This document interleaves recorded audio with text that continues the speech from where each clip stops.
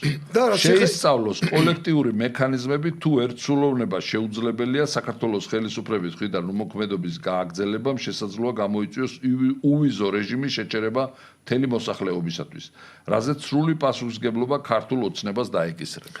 იცი რა, ეს განცხადება აი ამისთვის არის გაკეთებული. აი ეს განცხადება ყველაფერი, აი ამ აბზაცისთვის არის გაკეთებული. აუცილებლად ხელმთავრობამ აუცილებლად პასუხი უნდა იყოს მუქარის ტონალობაში.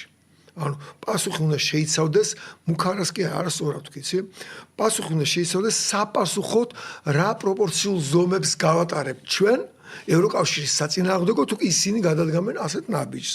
თუ კი ევროკავშირი ეს ხო ქართულ ოცნებას არ ეხება ხო ეს ეხება იმას რა ქვია ხალხს ხო ქართულ ხალხს თუ შეუჩერეს უვიზო გადაადგილების ასე იგი საშუალებას მაშინ საქართველოს მთავრობა ვალდებული იქნება პროპორციული ადეკვატური ზომები გაატაროს ევროკავშირის ბიუროკრატიის წინააღმდეგ და დაუბლოკოს მათ ყოველგვარი ენერგომატერიალების გატანა საქართველოს გავლით და ხო თქვი კიდე ერთხელ ხო გამოაცხადეს სომხეთში დედამიწის ჭიპად და ცენტრად ატარონ ტრამპის გზა ხო აქვთ ეგერ კიდე მშვიდობის მარშრუტი ატარონ იქედან ეგ ასე იგი გაზიც ელექტროენერგიას და ურანიც და რა ხოთაბა რა შედეგებს მიიღებენ და რაც შეეხება იქ ივანიშვილის დასანქციერებაზე იყო ლაპარაკი ასე იგი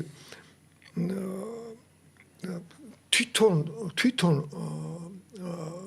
არ ესმით რომ ასეთი უსამართლო და უღირსი დამოკიდებულებით ივანიშვილის მიმართ ახდენენ ქართული საზოგადოების კონსოლიდაციას იგივე ივანიშვილის მიმართ. ამით ხალხში მხოლოდ როგორ გითხრა მისი რეპუტაცია მატულობს, ავტორიტეტი მატულობს, სავსებით სამართლიანად მინდა გითხრა და კიდევ ერთხელ იღვიძებს 4 წლის წინ დაწყებული განცდა, რომ იცი ივანიშვილმა არ გვიღალატა და ომი არ დაიწყო. ანუ